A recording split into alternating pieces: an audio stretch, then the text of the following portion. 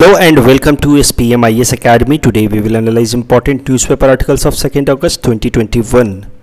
Please note you can download the PDF version of today's newspaper analysis by clicking the link given in the comment section. You can also download June 2021 magazine from our website spmisacademy.com. You can also join our WhatsApp group through the link given in the description section for more study materials. This is the list of the topics that we will be covering from today's newspaper. The first article is taken from editorial segment. It is about Women Rights Day and this topic is important from our syllabus paper 3 governance point of view. तो सबसे पहले समझते हैं कि ये women rights day का क्या background है. तो देखिए 1 अगस्त को आज से लगभग 2 साल पहले 2019 में ट्रिपल तलाक लॉ इनैक्ट किया गया था. इसको इम्प्लीमेंट किया गया था. ट्रिपल तलाक लॉ का टेक्निकल नाम है the Muslim women protection of rights on marriage act 2019.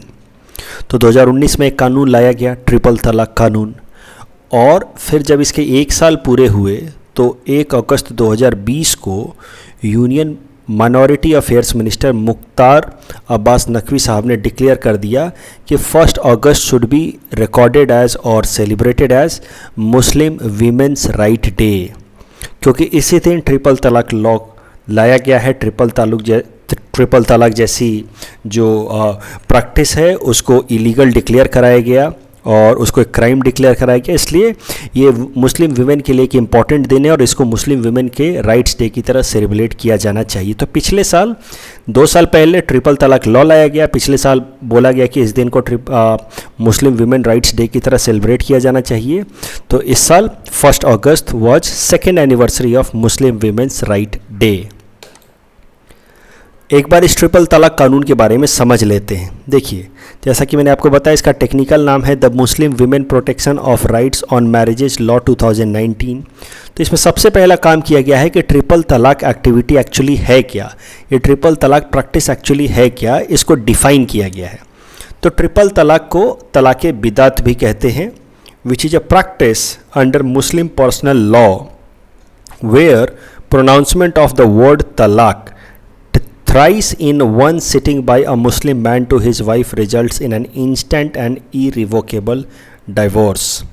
तो वैसे तो आपने देख ही रखा होगा पहले भी फिल्मों वगैरह में या फिर आप इसके बारे में जानते ही होंगे. अगर एक सिटिंग में एक बार में कोई इंसान अपनी वाइफ को 3 बार तलाक तलाक तलाक कह देता है तो दैट विल बी डाइवोर्स और ये इरिवोकेबल होगा. मतलब उसको ऐसा नहीं करे गलती से बोल दिया चलो कोई बात नहीं इसको भूल जाते हैं, ऐसा नहीं होगा. It will be irrevocable. तो इसके बाद अगर दोबारा इनको शादी करनी है तो उसके लिए एक निकाह हलाल का कॉन्सेप्ट होता है. The women will have to get married with some third person first. She will have to consummate that marriage, means will have to establish some physical relation and then only उन लोगों के बीच में divorce होगा, तभी जा करके इस women की दोबारा शादी हो पाएगी इस मैन से. तो ऐसे भी प्रैक्टिसेस होते थे कि हस्बैंड ने जोश जोश में बोल दिया तलाक तलाक तलाक, अब लो फिर वापस से निकाह हलाल का प्रैक्टिस किया जाता था. तो in all that process the women had to undergo a lot of mental suffering, a lot of mental agony. और ये जो तलाक़ बिदत का जो कस्टमरी प्रैक्टिस था इसमें ऐसा नहीं है कि सिर्फ बोल करके ही इसको किया जा सकता था. Talaq could have been given through verbal और रिटन और इलेक्ट्रॉनिक मैसेजेज ऑल्सो. 3 बार मैसेज कर दीजिए, व्हाट्सअप कर दीजिए तलाक तलाक तलाक तो हो गया तलाक. सो इस तरह का आप समझिए इन ह्यूमन प्रैक्टिस था. इससे आप सोचिए जो मुस्लिम विमेन होंगी वो हर वक्त कितना स्ट्रेस में रहती होंगी कि कब उनका हस्बैंड किस मेंटल प्रेशर में आकर के बोल दे तलाक तलाक तलाक and they will be rendered almost so vulnerable. क्योंकि ज़्यादातर तो आज भी इंडिया में तो ऐसा ही है कि women are dependent on their male counterpart for their survival, economic survival at least. तो ये एक मेंटल प्रेशर हर वक्त मुस्लिम वीमेन को फेस करना पड़ता था because of this customary practice according to the Muslim personal law. आपको पता है बाकी सारे रिलीजन में ऐसा नहीं है. बाकी सारे रिलीजन में there the couple have to go through some legal processes before they can have divorce, लेकिन ऐसा मुस्लिम पर्सनल लॉ में नहीं हुआ करता था. तो सबसे पहले तो डिफाइन किया गया कि देखिए ये है ट्रिपल तलाक. अब बोला गया कि ये ट्रिपल तलाक will be a cognizable offence. अगर अब कोई इसको प्रैक्टिस करता है तो it will be a cognizable offence और इसमें 3 साल तक की सज़ा हो सकती है अलॉन्ग विथ फाइन. लेकिन जो केस होगा वो केस बस जो अग्रीव्ड वुमेन है जिसके खिलाफ ये ट्रिपल तलाक प्रैक्टिस की गई है या फिर उसका कोई ब्लड रिलेटिव, वही ये केस रजिस्टर कर सकता है। ऐसा नहीं कि कोई भी उठ के आ जाए बोले कि सर हमारे मोहल्ले में वुमेन के खिलाफ ट्रिपल तलाक प्रैक्टिस, और ऐसा नहीं हो सकता। कॉग्निजेबल ऑफेंस क्या होता है वो भी समझ लीजिए। Cognizable offence is the one where the police officer may arrest an accused person without any warrant. उसके अलावा in case of divorce if the women agrees to the talaq, ऐसा नहीं है कि तलाक में कैसा है कि वन डायरेक्शनल तलाक को एक क्रिमिनल ऑफेंस बनाया गया है कि मैन तलाक देना चाहता है जबकि वुमेन जो है वो तलाक नहीं लेना चाहती, और ट्रिपल तलाक के मदद से अगर तलाक कराना चाह रहे हैं तो उस केस को, उस प्रैक्टिस को इलीगल या क्रिमिनल ऑफेंस बनाया गया। लेकिन ऐसा नहीं है कि मुस्लिम्स के अंदर डिवोर्स को ही इलीगल कर दिया गया, ऐसा नहीं है। तलाक ले सकते हैं, लेकिन तलाक के केस में the Muslim women are now allowed to seek some allowance as well, जैसे कि बाकी सारे रिलीजन में होता है। अदरवाइज उनमें पहले कैसा होता था कि शादी के टाइम में ही एक बेसिक रकम, जिसको मेहर की रकम बोलते हैं, वो डिसाइड कर ली जाती थी जो काफ़ी नॉमिनल होती थी। और in case of divorce Muslim women were entitled to that minimal amount only, मेहर की रकम जो हार्डली 10,000 20,000 रुपये हुआ करती थी, जिससे उनकी सर्वाइवल पे थ्रेट आ जाता था। उसने उतने पैसे से उनका या उनके बच्चों का गुजारा नहीं हो सकता था। लेकिन अब according to this new law, if there is a divorce and that divorce is with consent between a Muslim couple, in that case the Muslim woman also is entitled to seek allowance from her husband like any other religion में ऐसा जैसा होता है, and the amount of allowance will be determined by the magistrate. Custody of minor children, तो a Muslim woman against whom such talaq has been declared is entitled to seek custody of her minor children, and the manner of custody will be determined by the magistrate. तो ये तो हो गया कानून, और इस कानून के लगभग 2 साल पूरे हो गए हैं। थोड़ा कानून को एनालाइज भी कर लेते हैं, इसके क्या फ़ायदे हुए, क्या नुकसान हुआ। तो फ़ायदे तो देखिए सीधा सीधा फ़ायदा है। पहला कि it has ensured constitutional provision of right to equality. ये जो कस्टमरी प्रैक्टिस था तलाक तलाक तलाक ट्रिपल तलाक का जो प्रैक्टिस था, ये सीधा सीधा राइट टू इक्वालिटी को वायलेट कर रहा था। क्यों? क्योंकि सिर्फ मेल जो है, जो मैरिज के अंदर जो हस्बैंड है, वही ट्रिपल तलाक प्रैक्टिस कर सकता था अगेंस्ट द वुमेन। लेकिन वुमेन को ये आज़ादी नहीं थी कि चलो वुमेन भी बोल देती जाओ तलाक तलाक तलाक, ऐसा नहीं था। एक तो ये प्रैक्टिस अपने आप में काफ़ी जो है समझिए मैरिज को वल्नरेबल बनाता था, वीक बनाता था, प्लस वन डायरेक्शनल था। Only the man could give triple talaq to women but women could not. So it was violation of right to equality guaranteed under article 14 of the Indian constitution. तो इस कारण से ये कानून जो है इसने एक तो कम से कम अच्छा काम कर दिया है कि it has insured a kind of equality और parity between man and women in the Muslim community as well.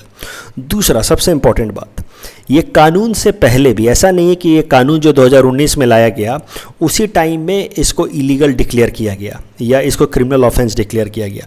Supreme Court ने 2017 में ही, way back in 2017 itself Supreme Court ने कह दिया था कि ये जो ट्रिपल तलाक की जो प्रैक्टिस है ये अनकॉन्स्टिट्यूशनल है, इलीगल है। लेकिन सुप्रीम कोर्ट ने कहा था बस, लेकिन इसके लिए कोई नेसेसरी कानून नहीं था। देखिए नॉर्मली सुप्रीम कोर्ट जो कहता है it is as good as, और that it has the judgement of Supreme Court has weightage of a law itself.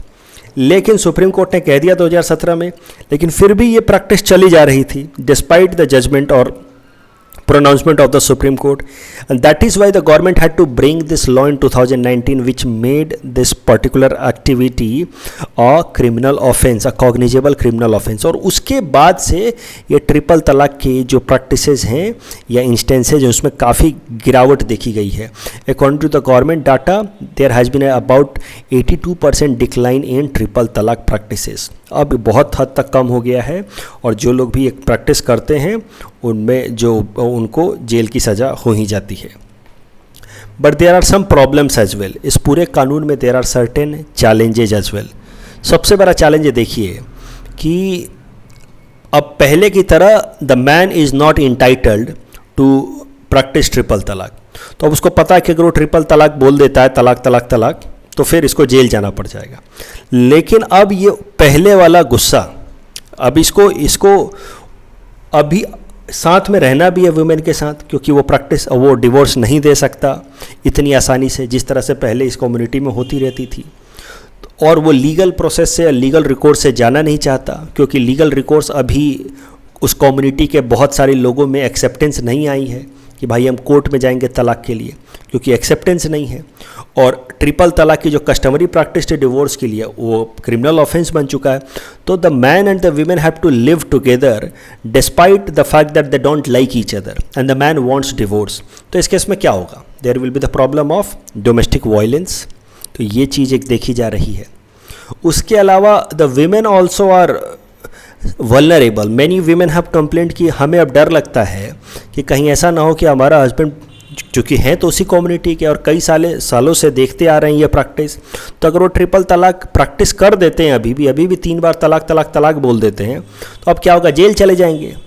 तो पहले डिवोर्स हो जाता था, उस केस में भी वुमेन वल्नरेबल हो जाती थी, अब जेल चले जा रहे हैं तब भी वुमेन वल्नरेबल हो जा रही है। हस्बैंड जेल चला गया तब भी तो इकोनॉमिक सर्वाइवल पे खतरा आ जाता है।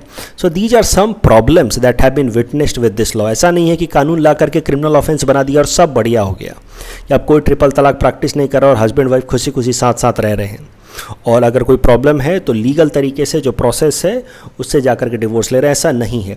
The community is yet to, many people of this community is yet to accept this fact and practice accordingly। तो ये एक प्रॉब्लम निकल के आ रही है। तो कंक्लूजन में क्या आपको लिखना है? देखिए, कंक्लूजन में आपको इस तरह से लिखना है कि there is no doubt that triple talaq is an inhuman activity. क्योंकि वो जो तलाक जो मैरिज हलाल का कॉन्सेप्ट मैंने बताया था, निकाह हलाल का concept, that was very inhuman, कि women had to marry some third person, consummate that marriage and then again practice divorce to marry back her first husband, जब in case of triple talaq. तो ये सब कुछ इनह्यूमन एक्टिविटीज़ थी। तो there is no doubt that triple talaq is an inhuman activity, और इसको दूर करना चाहिए हमारे समाज से। Even some Muslim majority countries, conservative countries like Pakistan and Afghanistan have banned triple talaq. Saudi Arabia, Morocco, Afghanistan, Pakistan have banned it. So इसको रिलीजियस प्रैक्टिस क्लेम करके इसको हमारे देश में कंटिन्यू करना ये जस्टिफाइबल नहीं है। इस्लामिक कम्युनिटी के बहुत ही रिनाउंड ऑथर हैं Aamir Ali of 19th century. उन्होंने साफ साफ अपने बुक में लिखा है कि even profit himself did not approve of triple talaq. तो ऐसा वो क्लेम करते हैं। प्लस सुप्रीम कोर्ट ने भी अपने जजमेंट में कहा है 2017 के जजमेंट में कि ट्रिपल तलाक is not a central theme of Islamic religion and so it can not seek protection under article 25। I hope you are able to recall article 25 that gives right to freely practice, profess and propagate your religion of choice। तो उसमें वही सारी चीज़ें हैं, वही चीज़ें आप practice कर सकते हैं, प्रोफेस कर सकते हैं, प्रोपेगेट कर सकते हैं और क्लेम कर सकते हैं कि उसको आपको प्रैक्टिस करने का अधिकार है, irrespective of its contradiction with some other fundamental rights if it is central theme of your religion. लेकिन सुप्रीम कोर्ट ने कहा कि देखिए ये आपके रिलीजन का, इस्लामिक रिलीजन का सेंट्रल थीम नहीं है, and plus it is violating article 14 and that is why it cannot be continued, it should be declared a criminal offense। तो एक बात तो तय है कि इसको हटाना चाहिए, इसको हमारे समाज से रोकना चाहिए, लेकिन बस क्रिमिनलाइजेशन कर देने से, क्रिमिनल ऑफेंस बना देने से सारे प्रॉब्लम्स रिजॉल्व नहीं हो जाएंगे। देयर आर सम प्रॉब्लम्स कि जैसे वीमेन अभी भी उनके हस्बैंड जेल चले जा रहे हैं या फिर डोमेस्टिक वायलेंस फेस करना पड़ रहा है। तो rather than only going for criminalisation, हमें कम्युनिटी में, इस्लामिक कम्युनिटी में अवेयरनेस भी क्रिएट करने की ज़रूरत है अगेंस्ट ट्रिपल तलाक। कि देखिए ऐसा नहीं है कि आपके ऊपर ज़बरदस्ती थोपा जा रहा है, it's not being imposed upon you, it's matter of women rights and it should be accepted for overall development of the community. Otherwise देखिए हो क्या रहा है कि there are few people in the Islamic community who have that sense of alienation कि हमारे ऊपर ज़बरदस्ती सरकार एक कानून थोप रही है, and that sense of alienation is creating some social disharmony. तो क्रिमिनलाइजेशन तो कर दिया गया है जो जरूरी भी है, because this inhuman activity has to be stopped. At the same time awareness has to be generated regarding the reason और the rationality behind the law. तभी जाकर के एलियनेशन कम होगा, ट्रिपल तलाक लॉ के प्रति एक्सेप्टेंस बढ़ेगी और उसका फिर ब्रीच नहीं होगा ऑटोमेटिकली, किसी को जेल भेजने की ज़रूरत नहीं होगी।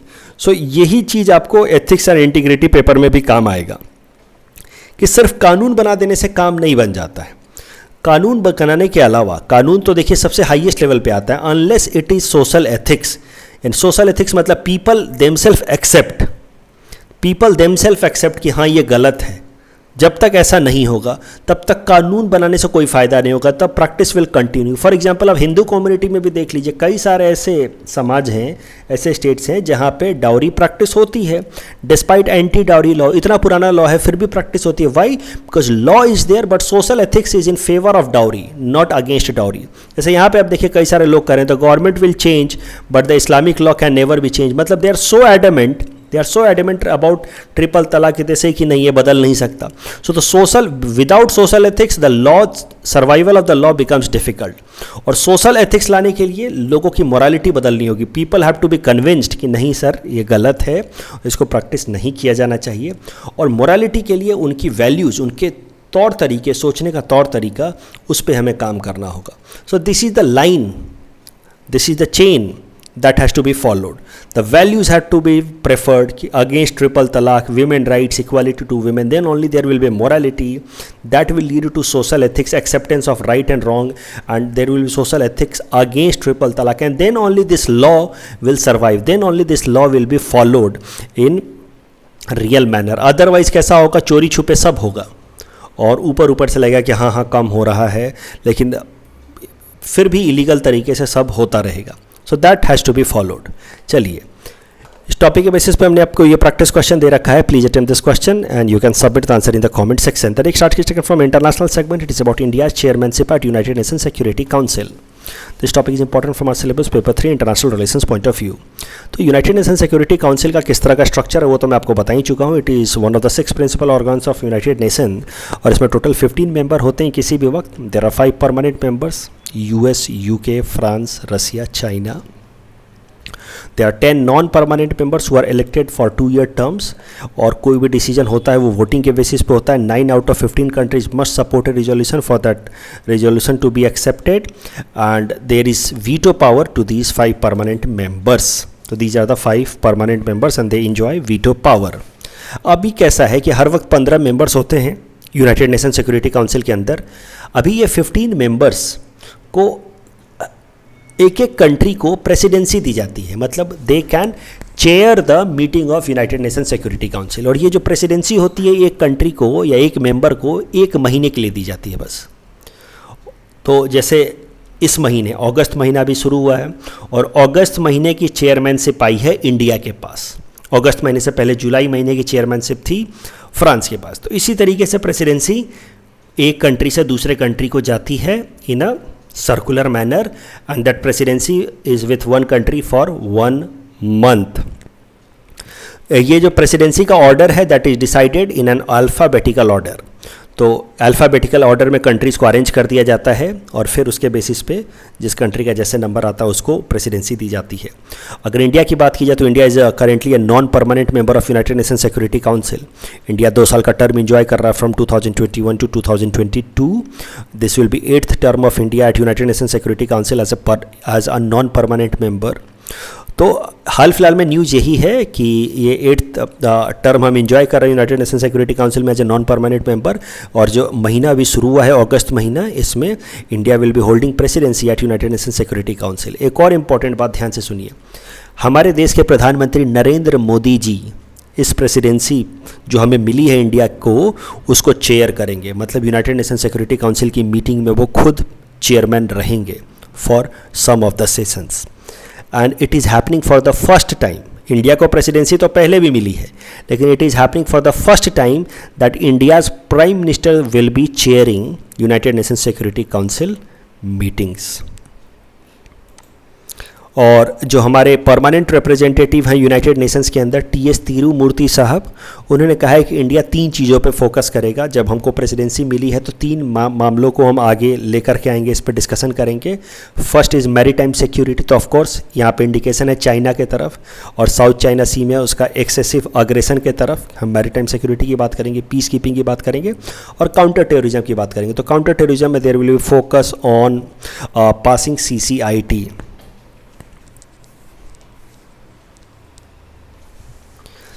The next article is taken from economy segment. It is about e-rupee. This topic is important from our syllabus paper for Indian economy point of view. तो ई-रूपी क्या है उसको समझने से पहले जरा अभी तक समझते हैं कि भारत सरकार की जो वेलफेयर स्कीम्स हैं वो कैसे इंप्लीमेंट होती हैं। मान लीजिए हेल्थ से रिलेटेड कोई वेलफेयर स्कीम है, तो इसको इम्प्लीमेंट करने के दो ही तरीके हैं। एक तरीका यह है कि डायरेक्टली ये जो बेनिफिशियरी है, जिस गरीब आदमी के लिए भी ये मान लीजिए स्कीम है, उसके अकाउंट में पैसा डाल दिया जाए, बैंक अकाउंट में डायरेक्ट बेनिफिट ट्रांसफ़र कर दिया जाए और वो अपने हिसाब से जिस भी हॉस्पिटल में जाए अपना इलाज करा ले और पैसा उसको मिल जाएगा। तो दैट इज़ वन वे। जैसे जन आरोग्य योजना वगैरह में ये सब होता है, तो 5 लाख तक का आपको ट्रीटमेंट का पैसा दे दिया जाता है। तो दैट इज़ वन वे। दूसरा तरीका यह है कि सरकार खुद ही इस्टेब्लिशमेंट्स क्रिएट करे, जैसे गवर्नमेंट हॉस्पिटल्स वगैरह क्रिएट करे और वो लोग वहाँ जाकर के इलाज कराएं। अब इन दोनों ही तरीकों में थोड़े प्रॉब्लम्स है। Both methods have some issues. जैसे पहला वाला जो मेथड है डायरेक्ट बेनिफिट ट्रांसफ़र वाला, उसमें लीकेज के चांसेस होते हैं कि इस इंसान को पैसा मिल तो गया 5 लाख रुपए का, लेकिन इसने अपना इलाज नहीं कराया, कुछ और कर लिया। ठीक है, मान लीजिए शराब पी लिया। ऐसे ही फूड सब्सिडी में तो बहुत होता है, लोगों को पैसा दिया गया कि भाई फूड खरीदना, पल्सेस खरीदना, चावल खरीदना, और जाके शराब पी लेता है। तो दैट इज़ अ प्रॉब्लम। तो पहला तरीका डीबीटी में ये एक प्रॉब्लम है लीकेज का, डाइवर्जन का। और दूसरा तरीका में प्रॉब्लम है पुअर क्वालिटी का। जब सरकार मान लो हॉस्पिटल बना रही है, सरकार स्कूल बना रही है, स्कूल में भी तो यही प्रॉब्लम है, स्कूल बना रही है, हॉस्पिटल्स बना रही है, तो मतलब सरकार अलग से फैसिलिटी प्रोवाइड कर रही है और वही फैसिलिटीज़ प्राइवेटली अवेलेबल भी हैं। प्राइवेटली अवेलेबल फैसिलिटीज़ महंगे हैं, सरकारी फैसिलिटी जो हैं वो सस्ते हैं और उसके साथ साथ ख़राब क्वालिटी के भी हैं, पुअर सर्विसेज भी मिलते हैं in general. So that is the problem with both methods of implementation of government schemes. ऐसा नहीं सिर्फ हेल्थ के लिए, हर तरह के स्कीम्स को इम्प्लीमेंट करने में ये प्रॉब्लम है। जैसे पीडीएस खाने का ही देख लीजिए, तो डायरेक्टली या तो लोगों के अकाउंट में पैसे डाल दिए जाए या तो फिर पीडीएस शॉप से पैसा दिलाया जाए। लोगों के अकाउंट में पैसा दिया गया कि भाई खाने के लिए सामान यूज, ये पैसा लो, वो पैसा लोग शराब पीने के लिए इस्तेमाल कर लेते हैं। या फिर पीडीएस शॉप्स लगाया जाता तो फिर पीडीएस शॉप में बेईमानी होती है, डाइवर्जन होता है, लीकेज होता है। So both systems have problem. तो एक नया रास्ता चुना गया है, वो नया रास्ता है ई-रूपी। ई-रूपी हाल फिलहाल में न्यूज़ में है क्योंकि कल हमारे प्रधानमंत्री नरेंद्र मोदी जी ने इसको लॉन्च किया है। तो अभी भी पूरी क्लैरिटी है नहीं कि एग्जैक्टली ये कैसे काम करेगा, लेकिन जो सरकार की तरफ से बताया गया है कि ई-रूपी का मेन पर्पस क्या है, कैसे काम करेगा, वो मैं आपको बता रहा हूँ। सरकार ने कहा है कि एक तरह का डिजिटल वाउचर होगा, वाउचर होगा जो सरकार इस बेनिफिशियरी को देगी कि भाई ये तुम्हारा अब वाउचर ले लो। ये वाउचर ले करके अब ये इंसान जाएगा मार्केट में। जैसे मान लीजिए उसके अकाउंट में इसको 1 लाख का वाउचर दे दिया कि तुम्हारा किडनी का मान लो ट्रांसप्लांटेशन कराना, उसके लिए 1 लाख का वाउचर मान लो। अब ये 1 लाख का वाउचर लेकर के जाएगा प्राइवेट हॉस्पिटल में और 1 लाख के वाउचर के बदले में इसको ये ट्रीटमेंट मिलेगा, किडनी ट्रांसप्लांटेशन का ट्रीटमेंट मिलेगा। तो इससे फ़ायदा क्या हुआ, इसको कैश नहीं दिया गया, क्योंकि कैश लेने पे इसको डाइवर्ट भी कर सकता था, किडनी के जगह पे जाकर के शराबी पी लेता किडनी ट्रांसप्लांटेशन के बदले में और किडनी और ख़राब कर लेता। लेकिन अब ये जो इसको वाउचर दिया गया है, ये वाउचर का इस्तेमाल बस ये इसी पर्पज़ के लिए कर सकता है, अपने हेल्थ के लिए, और कुछ कहीं नहीं सकता, और कहीं ये वाउचर एक्सेप्ट ही नहीं होगा। कैसे आपने अगर देख रखा होगा कुछ सुडेक्सो कूपन वगैरह मिलते हैं वाउचर, जिसका आप इस्तेमाल बस उसी पर्पज़ के लिए कर सकते हैं, खाने पीने के लिए कर सकते हैं और कुछ नहीं कर सकते। तो वैसे ही इनको वाउचर दे दिया जाएगा, लेकिन ये वाउचर जो होगा वो फिजिकल फॉर्मेट में नहीं होगा, वो आप समझिए कि डिजिटल फॉर्मेट में होगा। तो इस तरह का वाउचर होगा that will be used for digital payment in the form of SMS string, यानी कि इसके फ़ोन में वाउचर के फॉर्म में एसएमएस आ जाएगा, या फिर QR कोड होगा, कुछ पेपर दिए जाएंगे जिस पे QR कोड बने होंगे, जिसको स्कैन करके हॉस्पिटल वाला पहचान जाएगा कि अच्छा आपको 1 लाख का वाउचर आया है। तो इस तरह की कुछ चीज़ें होंगी। QR कोड बेस्ड होगा या SMS स्ट्रिंग बेस्ड वाउचर होगा that will be deliver to the mobile of the beneficiary. One time payment mechanism होगा, मतलब एक बार आपको 1 लाख का वाउचर आया तो बस एक ही बार पेमेंट होगा और एक बार वो रिडीम हो गया वाउचर तो फिर वो ख़त्म हो गया। इसमें किसी कार्ड की, ऐप की, इंटरनेट बैंकिंग की ज़रूरत नहीं। एकदम सिंपल सा नॉर्मल वाला फ़ोन चाहिए, एक मैसेज चाहिए, उस मैसेज से में ही QR कोड भी आ जाएगा या फिर मैसेज से ही पेमेंट हो जाएगा। This e RUPI has been build by National Payment Corporation of India and UPI platform in collaboration with Department of Financial Services, Ministry of Health and Family Welfare and National Health Authority. इन सब लोगों ने मिल करके इसको launch किया ताकि भारत सरकार की जो भी वेलफेयर स्कीम्स हैं उसको इसके अंतर्गत इम्प्लीमेंट किया जा सके। तो जो भी भारत सरकार की स्कीम्स हैं, जैसे मैटरनिटी बेनिफिट स्कीम्स या Jan Arogya Yojana, fertiliser subsidy, food subsidy, ये सब अब ई रूपी के अंतर्गत इम्प्लीमेंट होगी धीरे धीरे। तो इससे इन स्कीम्स के अंदर इम्प्लीमेंटेशन में लीकेज कम होगा, वेस्टेज कम होगा और प्रॉपर यूटिलाइजेशन बढ़ेगा। तो ई रूपी में कैसा है, एक और बात अंत में अच्छे से समझ ले। ई रूपी connects the sponsor of the services. तो स्पॉन्सर ऑफ द सर्विसेज कौन होंगे? जैसे एग्जांपल के लिए हेल्थ का कोई स्कीम है तो ministry of Health and Family welfare हो गया स्पॉन्सर ऑफ द सर्विसेज। तो it will connect the sponsor of the services with the beneficiaries. Beneficiary हो गए हम लोग, with the service provider. Service provider हो गया हॉस्पिटल, हेल्थ से रिलेटेड कोई स्कीम है तो sponsor of the services Ministry of Health and Family welfare, beneficiary हो गए हम, सर्विस प्रोवाइडर हो गया हॉस्पिटल। इन तीनों को डिजिटल मैनर में कनेक्ट करेगा। तो अब सरकारी अस्पताल सरकारी अस्पताल में जाने की जरूरत नहीं है, आपके अकाउंट में पैसा आ गया, आप वही पैसा in the form of voucher, ताकि आप उसका कहीं और मिसयूज ना कर सको, जाओ प्राइवेट हॉस्पिटल में इलाज कराओ। तो इस तरीके से ये ई रूपी का इस्तेमाल होगा। The next article second from sports segment. तो स्पोर्ट्स, जैसा कि ओलंपिक चल रहा है तो मैं स्पोर्ट्स के भी कुछ न्यूज़ कवर कर रहा हूँ। तो मुझे लगता है ओलंपिक्स एक इम्पॉर्टेंट इवेंट है, इससे रिलेटेड स्पोर्ट्स के सवाल भी आ सकते हैं यूपीएससी या एपीएससी में। तो पहले हमने मीराबाई चानू के बारे में देखा था, 49 kg कैटेगरी में उन्होंने हमारे देश के लिए सिल्वर जीता। अभी पीवी सिंधु ने ब्रॉन्ज जीता हमारे लिए टोक्यो ओलंपिक्स 2020। तो एक इम्पॉर्टेंट बात, ये तो आप जानते ही होंगे कि उन्होंने ब्रॉन्ज जीता है एट टोक्यो ओलंपिक्स 2020। एक और इम्पॉर्टेंट बात जो पीटी पॉइंट ऑफ व्यू से ध्यान रखनी है कि she is only the second individual athlete from India to win 2 consecutive medals at Olympic Games. तो इंडिविजुअल एथलीट की बात हो रही है, अदरवाइज हॉकी टीम ने बहुत बार जीते हैं लगातार बैक टू बैक। लेकिन अगर इंडिविजुअल एथलीट की बात की जाए तो ये बस दूसरी ऐसी एथलीट है, इंडिविजुअल एथलीट, जिन्होंने 2 मेडल हमारे लिए अपने देश के लिए जीते हैं। तो इन्होंने पिछले ओलंपिक्स में, रायो ओलंपिक्स में सिल्वर जीता था, इस बार इन्होंने ब्रॉन्ज जीता। उसके अलावा सुशील कुमार बस ऐसे अकेले पीवी सिंधु के अलावा दूसरे ऐसे एथलीट हैं जिन्होंने 2 मेडल जीते हैं इंडिया के लिए। उन्होंने ब्रॉन्ज मेडल जीता था 2008 में इन बीजिंग ओलंपिक्स और सिल्वर मेडल जीता था इन 2012 London Olympics in 66 kg category of wrestling. कल जो हमने प्रैक्टिस क्वेश्चन दिया था उसका आंसर देख लेते हैं। Bear necessities index is published by option be economic survey and Mandal commission for social and educational backward classes was constituted by Morarji Desai government. So the correct answer is option C. That's all from our side for today. Thanks for watching.